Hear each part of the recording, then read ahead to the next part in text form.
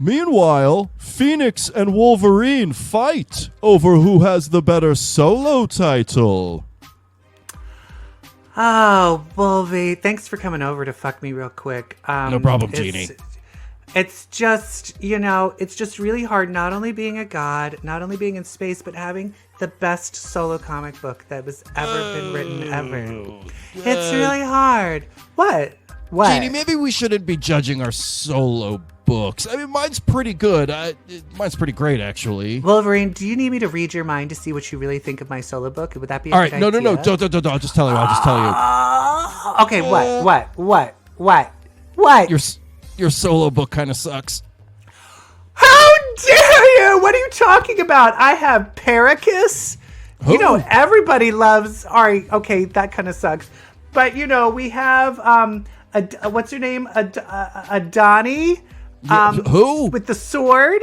Jeannie, it doesn't suck. No, everybody says it's great. Everybody. Hello, Gene. Hello, Storm. Gene. It's me, Storm. Hi. I just had to. I heard you guys fucking, and I was listening in, but I decided to come in when I heard you say that you had the best book. Sorry, girl. Your book absolutely sucks. Storm, how could you? Aurora! Thank you, Aurora. Yeah, I mean, have you not read my solo book? My solo book is amazing. Well, hers is drawn by Lucas Werneck, too. I mean, Jesus Christ, Gene. Exactly. And I mean, no offense, but Wolverine, yours kind of sucks, too. Wendigos? Who cares about Wendigos? It's classic. No, but mine's good. I just found out that I was a god. No, we don't care about that anymore. Cares? Nobody cares. Oh my god. Well, what about me? Ooh. Psylocke. I've got a solo album too. Sorry. So I think I was Dazzler for a second. Mm-hmm. I have a solo comic too. Yeah, mine's the best. Yours all sucks. Well, mine has me dying. I'm dying. You think you're better than that? Again. You think they're going to kill off Storm? They're not going to kill off Storm, dummy. I died in mine too, bitch. Debbie. Dummy. I said dummy. Fucking Wolverine. We got Sorry, healing factor. My hearing. Yeah. Fuck you. Fuck you. Well, okay. Well, you're all dying. You have Wendigos. Me, Psylocke. I have senators doing cocaine. Okay, fair. That's the best. All right, that's good. Yeah. That's really good. Amazing. All right. All right, cool. Let's start the show.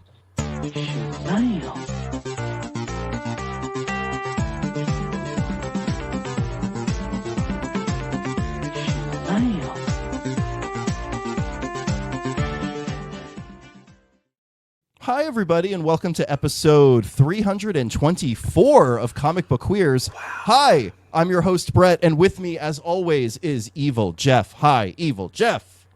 Hello. Hello. You know what that means? We are almost a quarter of 100 episodes on YouTube.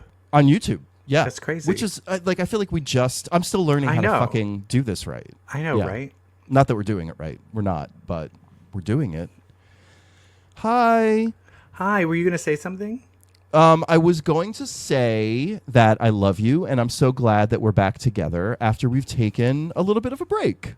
Yeah. We were going hard and rough. And sometimes you need your butthole to heal, Sometimes you need a refractory. You need a refractory period. Yeah.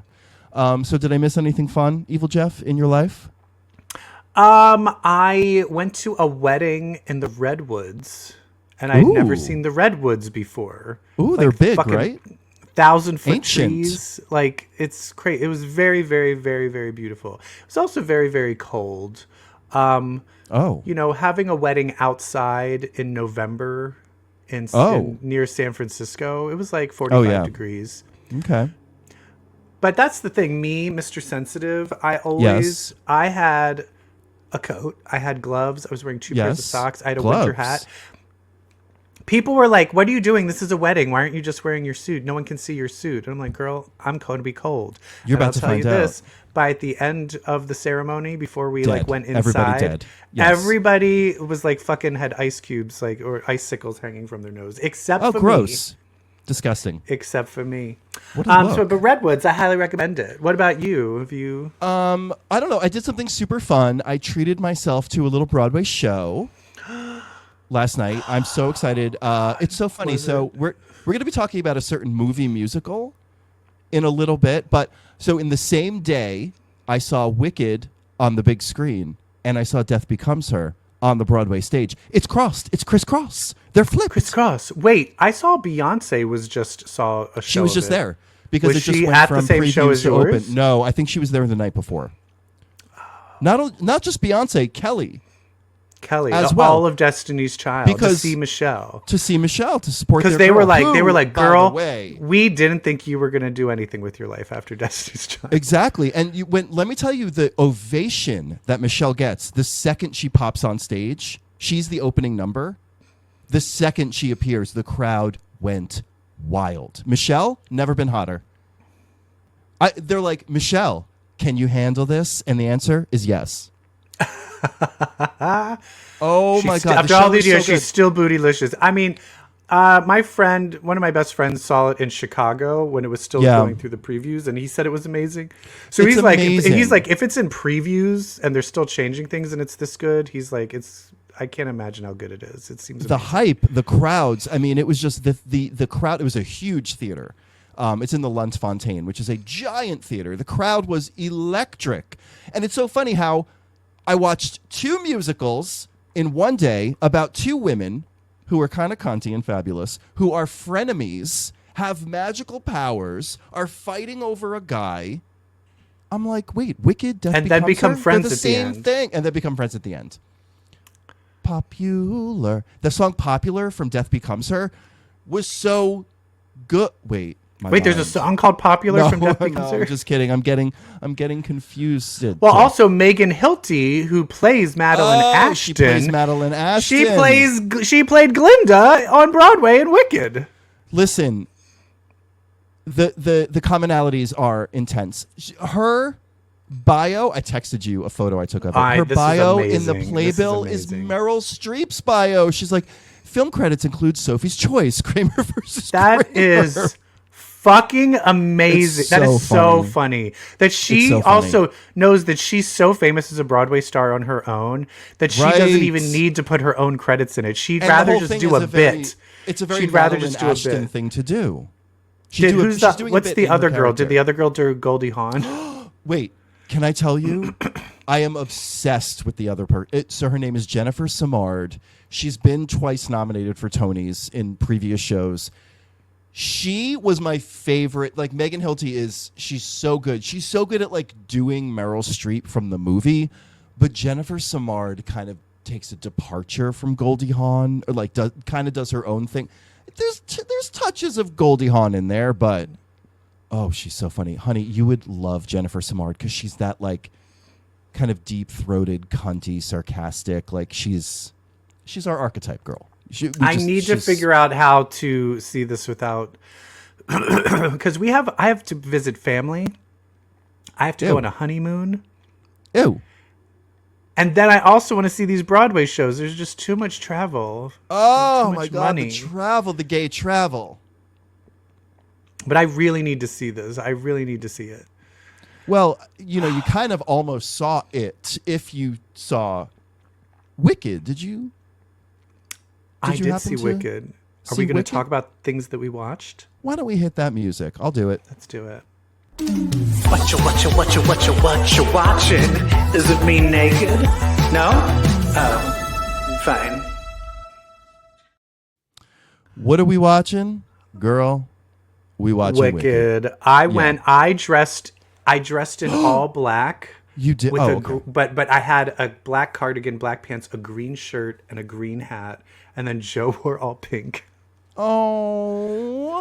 And then two of our other friends, went with two other girls, and one dressed like as Elphaba, one dressed as Glinda. It was really amazing. Can I tell you a funny story? Our friend Jamie, who was on the show not too long ago, she works for comicbook.com. She's done a ton of comic book movie junkets, interviews. And so she and our mutual friend Jake went to the premiere of Wicked in LA like last week. I thought they went because of Jamie's role in the world of journalism. No, they went because our mutual friend Jake is in the top like 0.001% of Ariana Grande listeners on Spotify, And that's why they got invited to the premiere. Isn't that crazy? Oh my God. I'm friends. Actually, the wedding I was saying I went to, one of the people I went with is in that top 0.111% Really? of Carly Rae Jepsen listeners. Carly Rae, not in Wicked. And you get perks from that. Like, they know about that, and they will treat you to things. That's amazing. That is amazing. So, Wicked. Do you want to do 1, 2, 3, loved it or hated it? Yeah. Okay. All right. 1, 2, 3. Loved it. Loved it. I mean, it's I perfect. wasn't like... I wouldn't go that far because I had issues. I had some issues. Sure. I feel like it's the best case scenario of Wicked. Like, it's the best version of Wicked you're going to see. I will tell you this, though. I was the only person who liked it. What? How do you not like it? Joe did not like it. Why do you not And my like two friends it? didn't like it. And here's why. They are such huge Wicked Purists? fans Oh, shut up. that it did not live up to the original musical. And for me, I was like, I like the music. I've seen the musical Wicked live. Yeah. I like it. But I think I was just like, this was also the director. I did not like In the Heights. I did not like Crazy Rich Asians. Yeah. I don't think he's a great director. He directed the Gem and the Holograms movie, which is an abortion. And so I had low expectations. And in the end, I was like, I was not bored. The songs were great. The performances were great. My main issue is the color correction. Yeah. Why is everything backlit? There were some lighting. You could not even tell Elphaba was green. Yeah. Because she's just backlit during an entire song. Yeah. It's like, this was a Technicolor movie. Right. And you're fading everything out. So there was like things like that bothered me. Sure. But for me, and this is the other thing I thought both of those performances were amazing. And my friends and my husband did not like Ariana Grande. Oh, you've got to be kidding me. I thought she was great. She hit every note, every syllable, every movement. They correctly. said the singing was great, but they felt the performance was off. But they were comparing it to Kristen Chenoweth. Too. Oh, God. And here's the difference. That I want to talk about. But here's the difference, I will say. If you have seen the original Wicked, Kristen Chenoweth, amazing, but she plays that character, Galinda, as super bubbly and annoying. Yeah. And Ariana plays it similarly to her old Nickelodeon characters. She plays it like an airhead almost, kind of like, what? Me? Huh? Yeah. It's a different take. And so they were like, she just seemed kind of like stupid and dead. I'm like, yeah, that's her take on it. I think they were wanting her to be Kristen Chenoweth and be more bubbly and I was like, she just did a different take on it. I feel like that wouldn't work. Everything that you're telling me about Joe and your friends is like all the stuff that they wanted. That's all stuff for the stage. They want, like, you can't compare stage and film apples to apples, because but then Joe was fighting about, guess what, the cinematography and then this, like, the camera direction of how the musical numbers were done. But I liked all of that. I liked it. I thought Defying Gravity, like the depiction of Defying Gravity was everybody agreed Defying Gravity was great. Masterful. The way they broke the song up was incredible, and it gave each verse, each section, kind of its own power. It was remarkable. And she is Cynthia Erivo, like, she's so good. She's so on top of it. I can see people like being like not knowing what to. She's so perfect at it. I'm sorry. And I think she had the best of. I felt she's selling the emotion and singing everything perfectly. And usually those two don't. Usually the more you sing it perfectly, you start losing the emotion. Yeah, it's a little polished. Or if you go way into the emotion, you lose the technique. And she has both. And also Ariana Grande and her, when they sing together, the chemistry between them is very palpable, because when they sing together, it's just like, oh. Really, it's true harmony. The live singing to me made all the difference in the world. The live singing is what put it over the edge for me, because it just, the authenticity comes through, the emotion comes through, like seeing the veins in their neck pop while they're hitting those notes. Yeah. And I just really thought Ariana Grande was really good. She was masterful. She was incredible. I thought she was very funny, which was just so weird. I felt like I was being gaslit. I wish I saw it with you because my friends were not into it. I was like, every head and we're all toss dressed as the characters, and I was the only God. one who liked it. They overhyped it. Every head toss she did, it was just good physical comedy, good timing. I thought it was great. Yeah, she was great. I actually thought like the weakest two, and not weak, but like if there's anyone I wanted more from, maybe it was Jeff Goldblum and Michelle Yeoh. Maybe like they were fine. Well, I they think were good. the problem is they're actors but not singers. Yeah. And so when it came down to them singing, then you had to kind of be like, okay, I know this isn't great, but it's Michelle Yeoh. But they're doing she's great. Yeah. Like when she's the switch from her like revealing as kind of being the villain. Yeah. All of that stuff, she's so perfect for that. I get it, but that one part where she had to sing, I was like, ooh.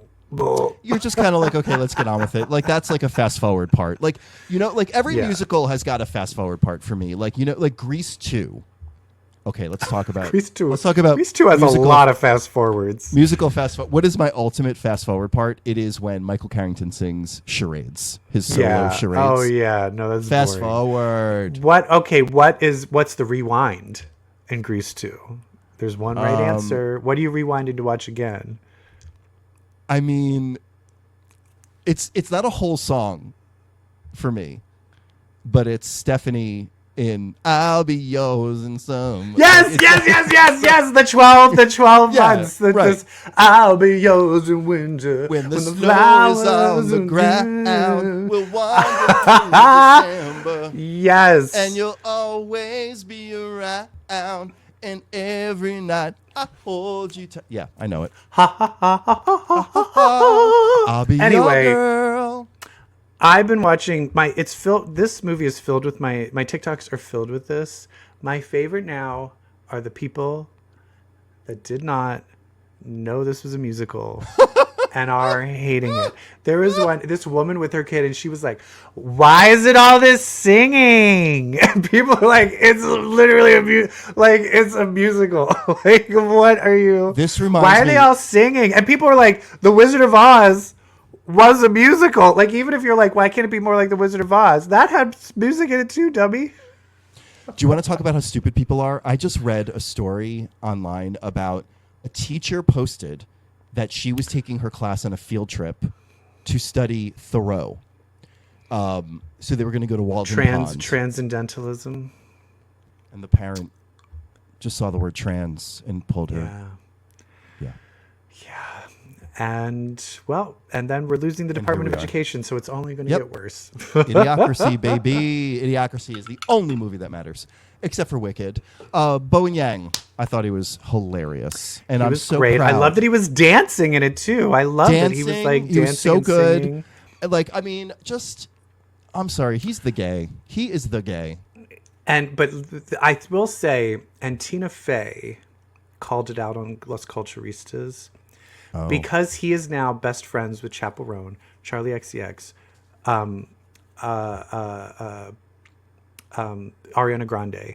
Like, because he's friends with them, she's like, you are going to lose. Have opinions. You can't have real opinions on things anymore because you now you're friends with Mariah Carey. Like, you can't give your real opinions. You can't say what you anything. think about things anymore. Sorry. And I was People like, will turn on you. It's like the Tenacious D.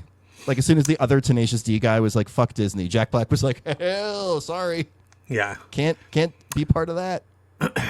I want to talk about something that did not work in this movie: the dance at the dance function. That 5-minute long interpretive dance. No. With the hat. Her solo with the hat in the hat scene. Basically, where it was like, I mean, I can't remember how. I know it wasn't that long. It was something similar in the musical, but it was like not she that did a long. step. Yeah. For me, it's so much. Can't Buy Me Love. Do you remember Can't Buy Me Love? Oh my God! When Patrick Dempsey learns the dance, and then she has to like make it cool. Yeah. It was reminding me of that, but there's moments where John Chu pulled it too much. Where it became corny. Yeah. And not moving. It stopped being moving, and I'm like, this is corny. Like, I wish that could have been an extra song. I wish it was like an extra song. Right. Or something like that. I became one of the onlookers in that all of a sudden I was like, what the fuck is she doing? You know, at first I was like, oh, this is sweet. Oh, wait, why is she still doing this? What the fuck is she doing? I honestly feel if that interpretive dance was like a minute long rather than 5 minutes or like 30 seconds, it would have been fine. Like they just pulled it out, and it just made it real corny. I didn't like it. Yeah. Anyway, but yeah, I also say this movie is 3 hours long. I know. And it went by like a breeze. It went by fast. It really did. I think that's for me, that's all it is. That's an achievement. If I'm not bored, like, when is this going to end? Then it's a good fucking movie. The end. Right. Also, Jonathan Bailey. He's just so hot. He's just the handsomest boy. But then what about SpongeBob SquarePants? Bach? How? Ethan Slater. Ariana Grande? That's the one she went for? I mean, I guess Jonathan Now, hold on. Gay, so I will say this. I just saw Ethan Slater in an interview. Hair matters. His hair looked so good. It was like down in front of his face and curly and like cropped. He looked It was down, so hot. covering his entire face? No, no. He looked so hot. If you give that boy the right haircut, he is fine. Well, here's the creepiest thing. Have you seen a side-by-side picture of him and Frankie Grande? Oh my God, you did say Frankie. No, they don't look that much alike. They look alike. She wants to Stop it. Stop it. Incest is best. I was so interested in their scenes, though, Ethan and Ariana. I was like, ooh, you two are fucking. You were so incested into their scenes together. Oh, Frankie Grande.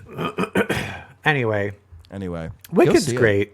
It's great. And it's a hit. It's a hit. I was very worried because for me, I think the good thing about this is because this is such a big hit, it makes them realize, we can do big budget musicals and people will come if you market it correctly. As long as they have a big fan base. This has a huge, but also their marketing has been genius. Like, if you do the Fantastics on film, nobody's going to go see that shit. But if you do, like...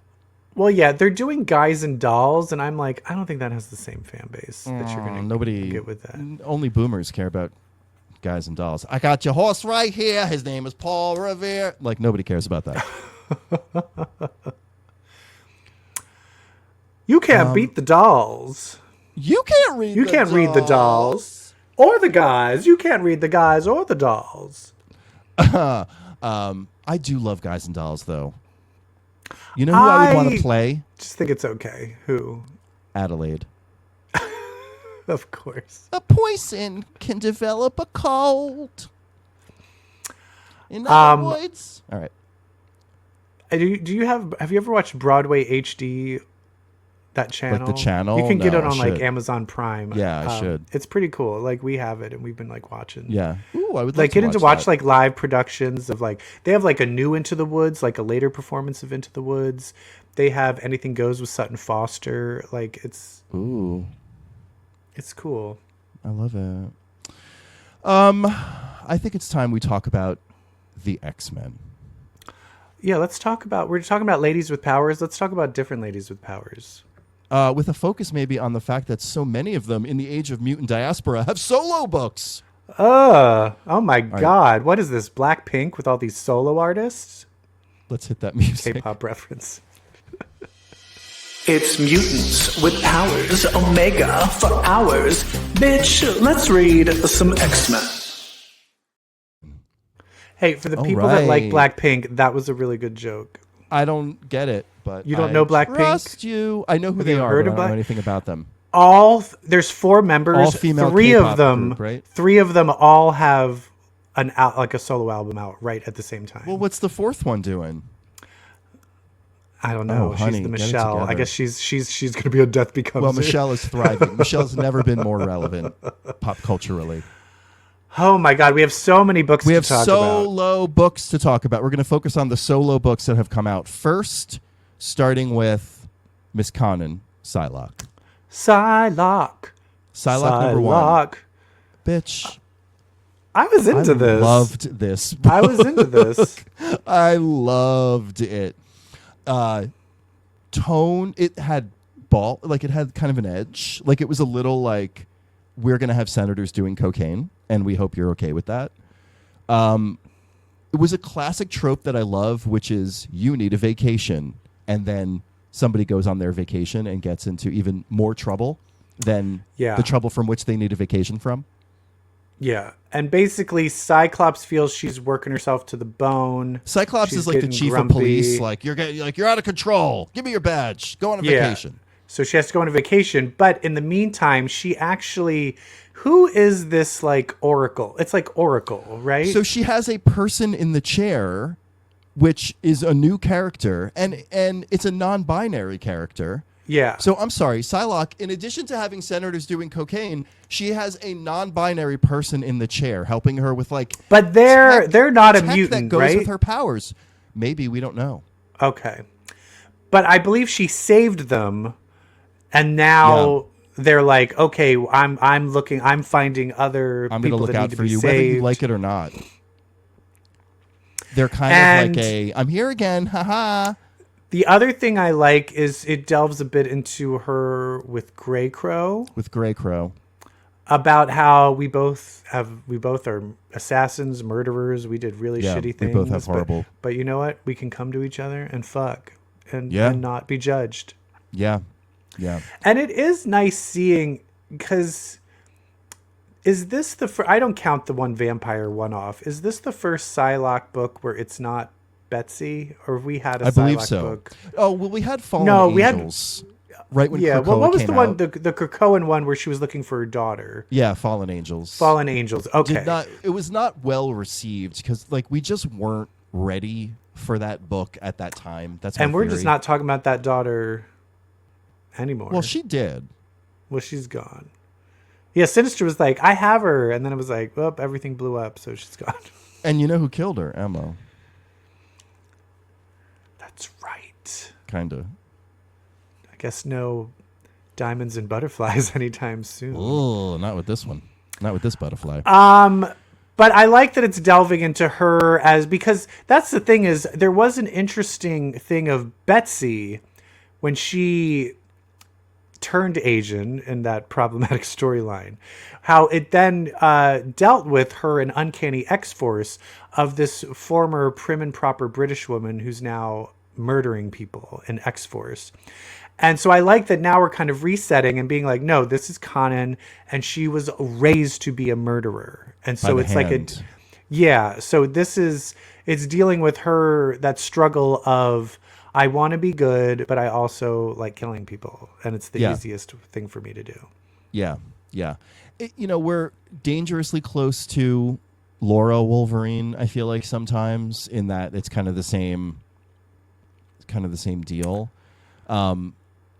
But I don't know, Psylocke solo, like it introduced us into this world where she really fits. This world is horrific, and she kind of has to do horrific things to match. Also, I like that this writer is really making it all about the psychic knife. Yeah. This is my psychic knife. The totality of my psychic power. What does she always say in the focused totality of my psychic powers? Yes, like she's fucking using the fuck out of that. Yeah. She's like, oh, shut up! It doesn't kill anybody. Nobody here is dead. Yeah. But then she takes out her real sword at the end and starts really killing people. Yeah. Which was great. I think this is great. Yeah, in this, she ends up at an auction, and they're auctioning off mutants to be used as fuel for, what is it, kick? What's it? For mutant growth hormone. Mutant growth hormone. The old standby. Oh, yeah. And she's like, oh, it's kids? Oh, I'm just going to kill everybody. But right, and like that's how I knew this was a good story for me, because when they revealed that what was on the auction block were 5 kids, even I was like, oh my God. And then she like sprung into action, and I don't know, it had me. I was invested. And it was Donald Pierce and a Reaver. Yeah, and Skullbuster. Skullbuster ends up taking a shit ton 5 of the patches of slow release MGH. And then basically turns into like a Godzilla type thing. Yeah, and she kills his ass though. Yep. So this is fun. I love it. For it. Good Who else do we soloing. Next, we've got Wolverine. Can you believe it? Wolverine has a solo book. Next. I didn't read. Stop. You explained issue 2 to me, and then I didn't read it though. So I skipped it and went right to issue 3. This one was really heavy on narration. Yeah, I felt, and it was narration that did not add all that much to the story. No, it was talking about the inner fight of the Wendigo of whether he's there or not. Yeah, and I was like, just show me. Yeah, this could have. I really felt like the narration boxes could have not been there, and this maybe would have been a stronger story. Yeah, right now I'm just not. Like, what's the point of where is this all leading? Well, I mean, arguably Wolverine is at his best when he's helping a kid in need. Yeah, but you know what I really don't like? Also, I hate Department H. Yeah. Well, if you're going to do Department H, give us them Hudsons. Give us that drama. Yeah, yeah. All right, we can move on. Yeah, this one's... Okay. Phoenix. Oh, girl. I mean, this one... This one, I thought this issue was okay. This one was better than the previous ones. But I also don't like that they're... I'm like... It's almost like she's becoming a different character, where she's now just becoming like an omnipotent being. And won't that be the struggle? Cosmic power. Of like how she tries to maintain being Scott Summers' wife while becoming this part of the But then let's pantheon. See that. It doesn't look like they're going to deal with that. Yeah. They're dealing with this Adani and her sword. And I'm like, I don't care. And like Jean, I did see previews where Jean is going to become some sort of like cosmic queen. Yeah, and it's basically, they're like, oh, you're so powerful, we have to stop you. And I'm like, I'd rather get to the inner, I want to see her dealing with Cyclops rather than her dealing in space. Yeah, but yes, I agree. But on the other end of the spectrum, there were some things in here that I was like, now that's a Phoenix book. Number one, she turned Gore into a star. I was like, now that's a Phoenix book. The best moment for me was when the Galactic Council was like looking at her through the scrying glass, was spying on her. And then all of a sudden she turns and looks in and goes, I can hear you, right? Yeah. That, I was like, give me shit like this, where like, oh shit, she is meta as fuck. Like, she's very cosmic. She's very omniscient. I like that. Yeah. So I do like that. I'm done with the space. The space aspect of it is not interesting me. Well, the space is the whole thing, girl. So I know. You may not just like this book. Oh, shit. Yeah, but I would rather her, now she is this cosmic being, now she comes back to Earth. Because it's also like, Earth is a mess. The reason she's in space is because she could fix Earth like that. And they need Earth to be a mess. Yeah. And so I hate that she's not on Earth fixing all the mess that's happening that was left. Yeah. I guess she trusts that Cyclops can do it. I want her to divorce Cyclops' ass so bad. And then Emma's going to swoop in. He's going to run to Emma, and then Emma's going to be like... And then he's going to run to Conan. Oh, yeah. You know who I want Scott Summers with? Who? Fucking Frenzy. I want Scott Summers and Joanna Cargill together. You know what it is? Scott is always with a woman that he's kind of like knows he's not good enough for. Like, where it's always he's chasing them. He needs to be with someone chasing him for a bit. Yeah. Yeah. Yeah. The only time someone chased, did Madeline Pryor chase him? But then she looked like Jean, so that was. But she was programmed to do so. Yeah. Yeah. He spent all his time with telepaths. Do the opposite. Go with someone who has super strength. Let's go on to this next book. Oh my God! All right, Phoenix. Oh, bye. With Storm. This, not a lot happens in this. I mean, not there's a lot. Huge reveal. It sets up future. That it's basically like she has 6 hours to live. So you're like, well, all right. You give me steaks. There's some steaks. Because she has radiation poisoning from the power plant. I'll tell you this though. I don't hate the writing of him. I just hate this doctor. I loved that scene so much. This doctor is such an asshole. That's why I loved it. And I do think it's funny because basically she shows up at this place to get cured of her radiation poisoning. And he's like, oh, you're an X-Man? I don't fucking help X-Men. And she's like, what? Why do you hate mutants? And he's like, no, you just didn't give me any money. And then she's like, here's a big ruby. And he's like, oh, okay. Oh, by the way, I'm a fucking mutant. He was a mutant the entire time. What a fucking Do you know why I love this? bag. Because I work on fundraising events for major healthcare systems. I just did one last Tuesday. So it's all about the donor community. If you do not give an organization a huge donation, they don't give a shit about you. Yeah. They don't give a shit about you. So this guy what's your charity? Your charity is little poor children missing fingers. Well, I did not have any cash in my little fingers, so they can all fucking He's like, rot. He's like, I'm sorry. Do you notice that there's a Fantastic Four wing? There's a Avengers library. I don't see any building with X-Men on the outside. Yeah. Very accurate. Yeah, so it's basically that was great, and then she ends up having to go to Dr. Voodoo. That's kind of all that happened. Oh my god. I like, we all have those Marvel characters that like they're C-list, D-list, but like when they show up, you're like, I love this person. Mine is Brother Voodoo. I love when he shows up. He's so cool. Are we calling him Dr. Voodoo now or Brother? Oh, I can't remember. Maybe because he was Sorcerer Supreme for a while. But who's the Sorcerer Supreme now? Clea. No, Doom. It's Doom. No, it says Dr. Voodoo in the comic.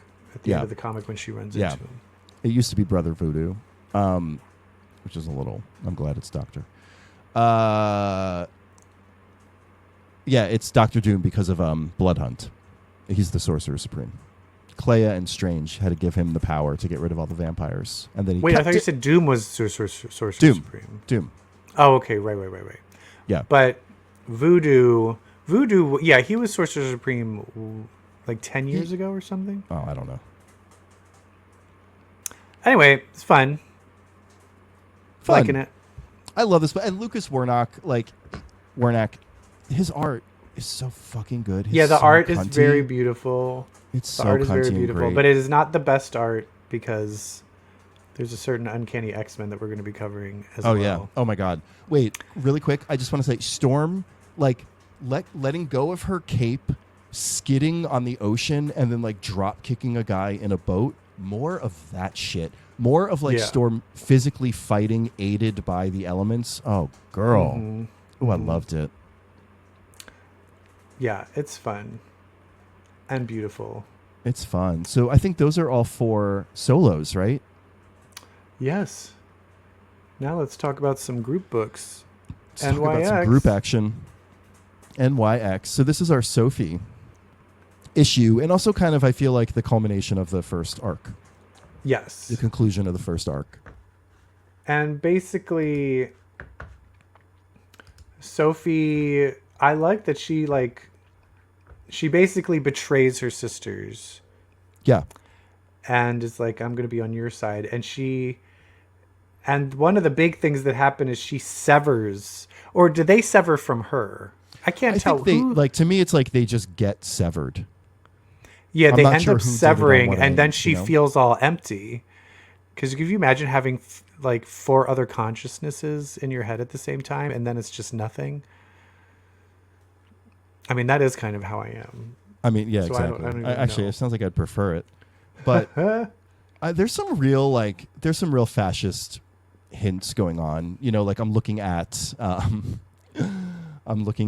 the panel with Kamala's cousin and brother, and they're yelling, "New York is for humans," and I'm like, that literally just happened in New York, the Madison Square Garden rally, America's for Americans only. It's ooh. Anyway, not to bring that up. But in the end, it was one of them left of it was her cousin and brother. The brother felt it was the too brother much. Is the one that's like, this is too. He left. Yeah. I will say, this reminded me of when. It reminds me a lot of that one Uncanny Avengers run that was not good recently, the last one. And Steve Rogers gave that huge speech in Central Park, and then everybody changed their mind. Yeah. I'm not a fan of that. No. Because we kind of are like, if that works, we wouldn't have Trump as president. Yeah, exactly. Like, appealing to the logic doesn't work in fascism. Yeah, nah, it does not. Not sure what does, but we'll get there. But let's talk about Empath. Yeah, let's talk about Empath. Was he... now, it's been 2 weeks since I read it.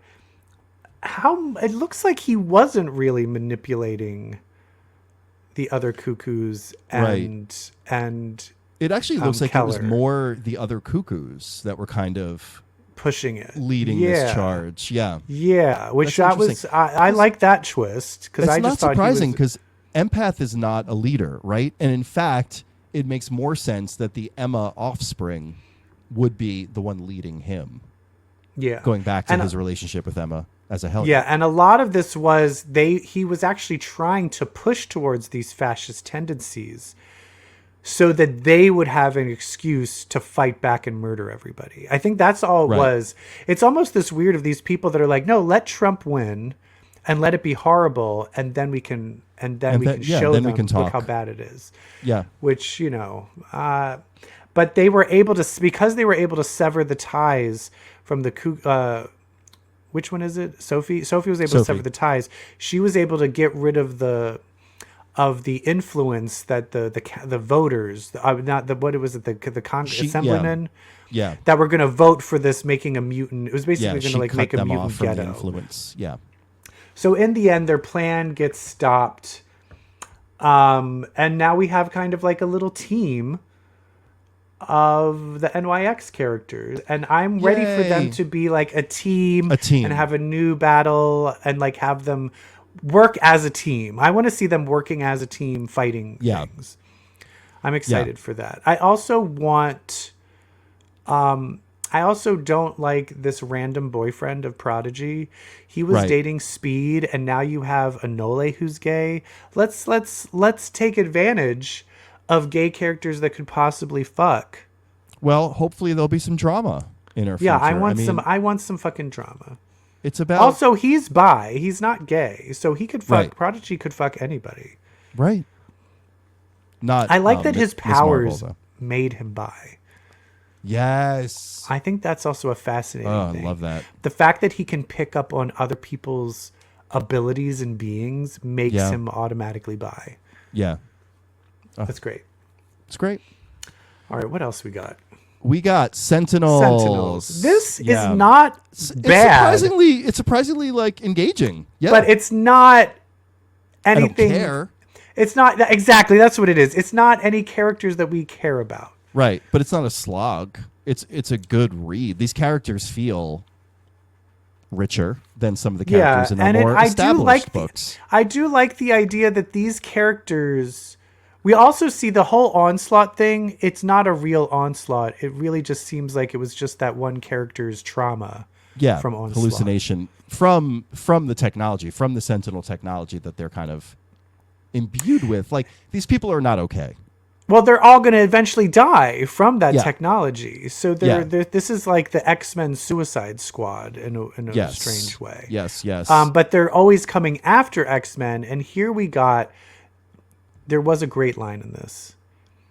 Sebastian Shaw is the person they're trying to get.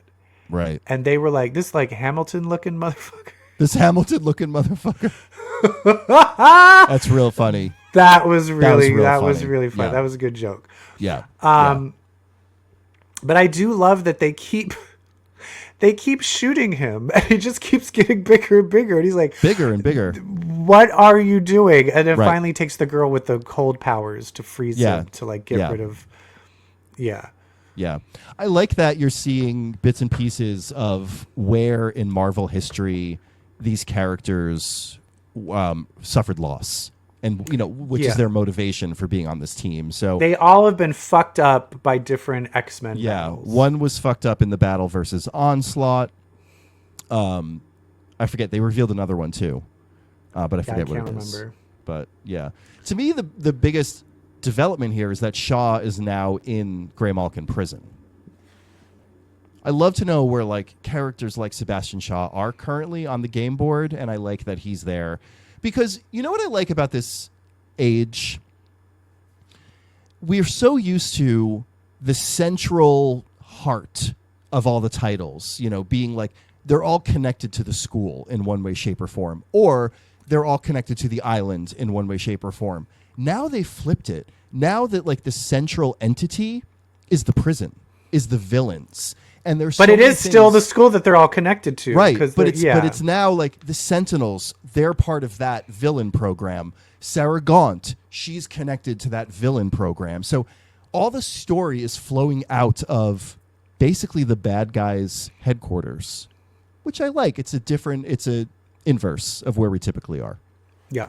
But this one, it's well written. It's engaging. Yeah, it's a good book. I just wish there was characters, more interesting characters. Like I feel like they were like, he's like, can I use this character? And they're like, no, right, no, right. You're gonna have to. So have to make up 5. Relegated. Yep. Yeah. What else we got? We got the X-Men. I'm sorry, Uncanny. We got Uncanny X-Men by Gail Simone and David Marquez. The art in this, David Marquez. And I phenomenal. have said this. I've had Silvestri. This is my favorite. I love it. Yeah. Oh god. Yeah. It reminds me of Mark Silvestri from back in the day. Yeah. Yes, I think that's what it is. Yeah. They depict emotions and body movement and body mannerisms. It's not stiff. It's like, you know what it is? This is the full opposite of Greg Land. Exactly. Where it's stiff, it's fake, it just looks like a copy from I love it. The thing about Greg Land, you know, he traces porn, is like it's meant to be sexy and there's nothing sexy about it. David Marquez, what he has in common with Mark Silvestri is even with all the great range in the art, in the emotion, in the body movements, there's an underlying sexiness to all of it. Yes. Because it's so fucking beautiful. It's so beautiful. So this one sees Rogue. So we have two things happening. Yeah, there's Rogue battling Sarah Gaunt, and then Sarah Gaunt's minions, like a horde of minions coming at the Uncanny X-Men. And the Outliers. The kids. And the Outliers. Yeah. And so it's going back and forth between that. And it's really fucked up. Like, Rogue's hand has been destroyed. She's being scalped. Yes. It's fucked up. And I will tell you this also. I mean, we'll get to it later. There's a twist in this with her character. Well, I'll just say it now. Oh, my God. We were like, Xavier was like, I don't want to have a fucking kid with you. Xavier's an asshole, and that's why she's evil. The twist was, he's like, bitch, you're not pregnant. You're not even pregnant. I was like, what? What? You're not even pregnant. Oh, she's just fucking crazy. She's crazy. And then she got pregnant. She's like, I'll show him. And then that baby died. Yeah. And then it seems like all of that pain and suffer, like a demon kind of took her over. Yeah. And when she was under that water in the... But basically, disaster. Rogue goes into basically almost into the astral plane. She's like about to die. Well, she's pulled there by Harvey X, the dying child. They were there when the child died from leukemia. Who was like, it was said like he's like a 1 out of 10 in terms of the power scale. No. He actually was hiding how powerful he really was. In a way, it seems like his brain was so powerful that it was what ended up killing him.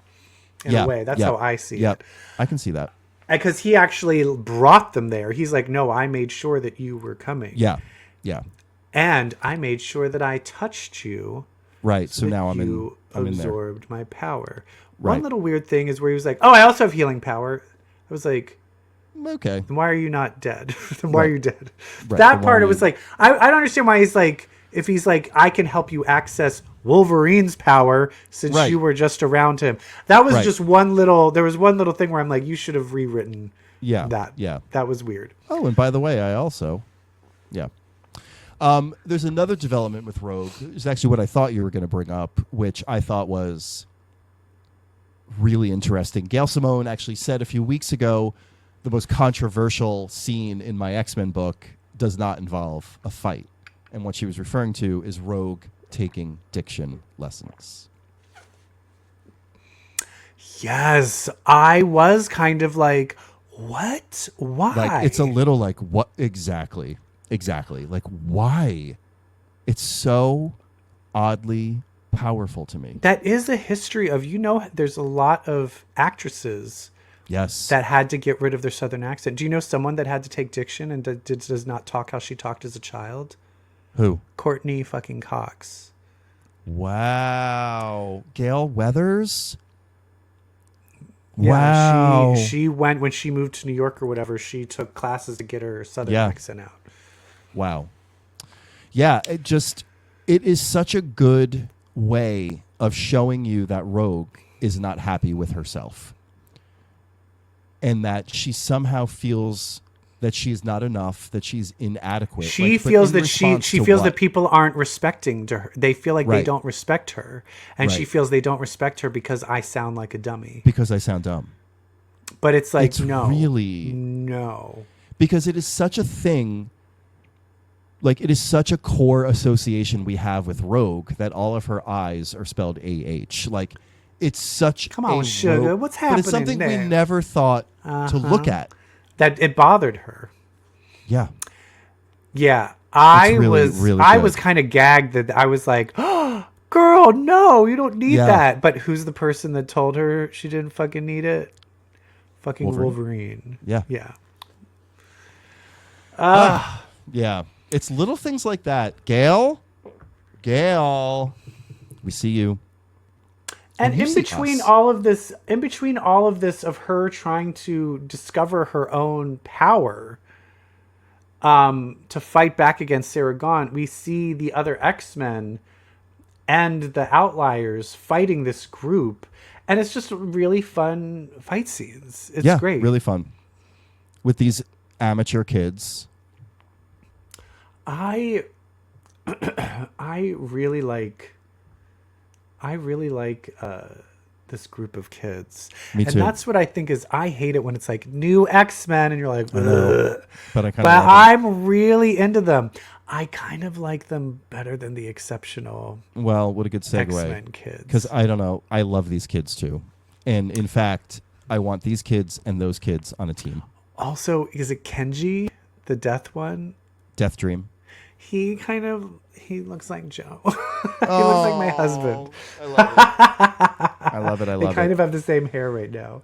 So, exceptional X-Men number 3. Now we're getting to it. Wait, hold on.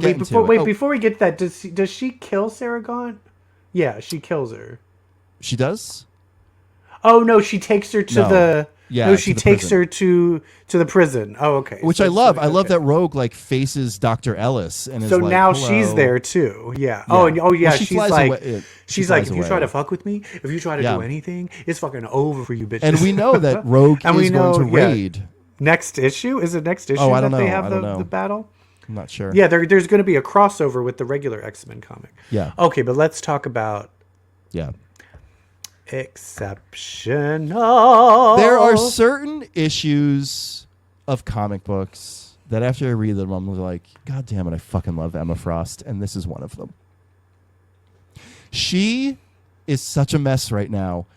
Coming in talking about falling into old. She's like, everyone's falling into old behavioral patterns. Bitch. You're literally what is this, the Westminster Hellions era for you? I'm dead. She I also love the complicated relationship that these two people love because I think they're it's sisters. Also they are the now one sisters. thing I want them to we need a moment, because the thing that they are not addressing is she's kind of like, oh girl, you're here hiding in Chicago after everything that happened. When after the Hellfire massacre, those two were like fucking that. Like, we're gonna fucking kill everybody. Like, you know what I mean? They were trauma bonded, and the fact that after that trauma bonding, Kitty was like, "Bye." Emma is like... I mean, Emma also... Like, Kitty was ready to go. Like, Kitty was like... She had the keys in her hand. Emma was like, I'm going to go get my coat. And then was like, never mind, I'm marrying Iron Man. Have fun. And then she decided to not marry Iron Man, to go back and help the X-Men. And then her best friend's sister fucking ditched her. And I do love it that it is so obvious that she's like, oh, I just like happen to be here. Oh, I don't know. But it's like, girl, what's wrong with you? And it's like, yeah, what's wrong with Emma you? Frost is spiraling. She's spiraling, and we love to see it. And it's so funny seeing Emma Frost through the eyes of these kids. Like, when she introduces her, it's like, oh, Emma Frost, the White Queen. I do this, I do that, I do this, I do that, I do this, I do that. And then they turn and go, did she say White Queen? Yeah. Like, Emma's she's so out of step. She's so out of pocket in the eyes of these kids. And yet she's showing up like, I'm the solution. It's so But also when they show good. Kitty Pryde they fucking fight. They get into a physical brawl. And Emma's like telekinetically, like, Emma's very telekinetic in yeah, this. that's a little... I mean, and we've got showing, Sophie. Yeah. Sophie was very telekinetic in NYX. I feel like in this new age...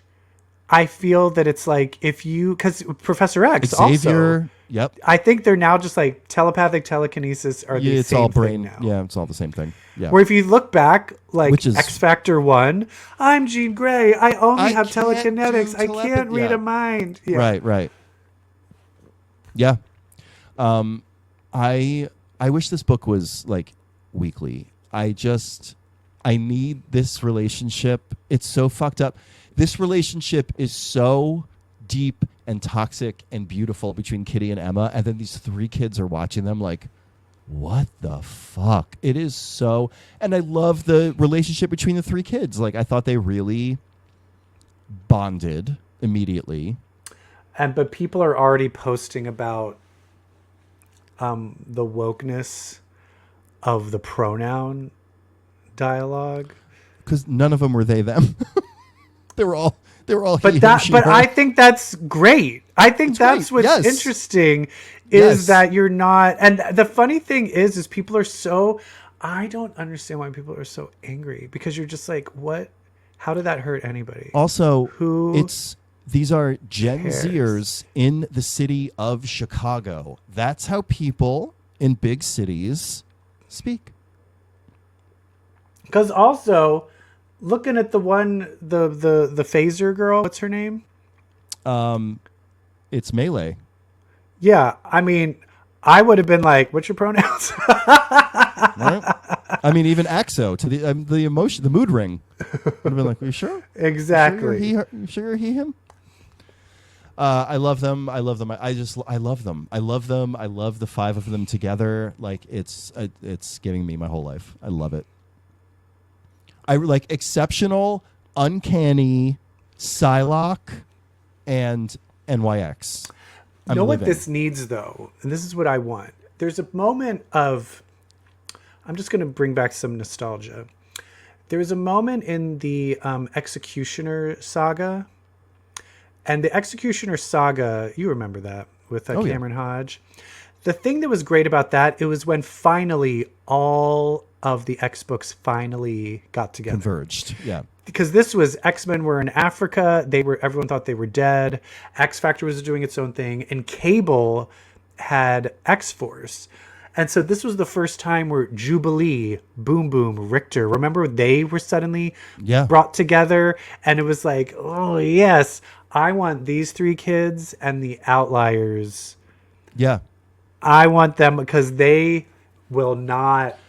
It's these fucking traumatized people forced to be heroes. Like, and then three people like, you know what? I think I want to be like a hero for like mutant kind. Oh my God. I want them to meet because it's going to be a fucking wake-up call. When Calico and Horse Girl meets like Phase Girl, you know, like, oh my God. It's just, I can't wait for them to meet. Those are some of the best X-Men stories where disparate characters are thrown into this crazy situation. Like during Executioner's Song, like Wolfsbane was with the New Mutants, Havoc was with the X-Men. Look what happened when those two were put together, and like what that led to X Factor. I go back to the Phalanx Covenant, my favorite example of that, when it's Sabretooth, Emma, Banshee, and Jubilee are the only ones left in the mansion with the Phalanx, like, which led to Gen X. Like that's where shit gets created. Was Sabretooth good in that? I don't remember. Well, he was like questionable, but he was trying to survive with the other three. Right. Yeah. That was right when I was dropping out. I think I read the Phalanx Covenant and then it's only stopped like 4 reading. issues. Yeah. No, but I think I stopped reading the X-Men after that, so I don't remember that one. It's where like the original Blink, like R616. Blink. Yeah, where she died. That's where she died. Yeah. Poor thing. Poor little thing. But this is great. Like, there are some really good choices now that From the Ashes has settled in. There's some really good choices that I think are being made, considering that now we are in a time of fragmentation spread all over the world. Well, also no the other member of this team just showed up. Oh my God, Iceman! How can we forget? There's a bottom on the last page reveal, making it the perfect book. There is a bottom last page reveal. I'm saying our favorite bottom showed up at the end. Of course he's in this gay ass book. This book is gay. I mean. Also, can we, more Emma and Iceman because of the whole her taking over his body. Yeah, and also her brother. Oh, that's right. He fucked because they're not together anymore. And also, where's Romeo? Can he turn back to human yet? I need to know these things. I need to know where his power set is at. I need Iceman to be a regular in this book. Yes, please. Yes. Especially because also him and Kitty are still kind of... Yeah. There's never been we're cool, everything's great. Yeah. Because they used to date. Yeah. So they're kind of weird too. I love it. Yeah. Yes. I love it. So exceptional, uncanny. You're working NYX, our pussies out. Thank you. Psylocke, you're working our pussies. And Storm. Storm, you're working our pussy. Other ones, you're on watch. You're fun. Yeah. We still have new. What do we still have? The Laura Kinney solo. I think that's it in terms of books that have been announced and have not come out yet. We'll see. All right, darling. Well, that's the X-Men. Oh my God, that is the X-Men. I blame them for making me queer.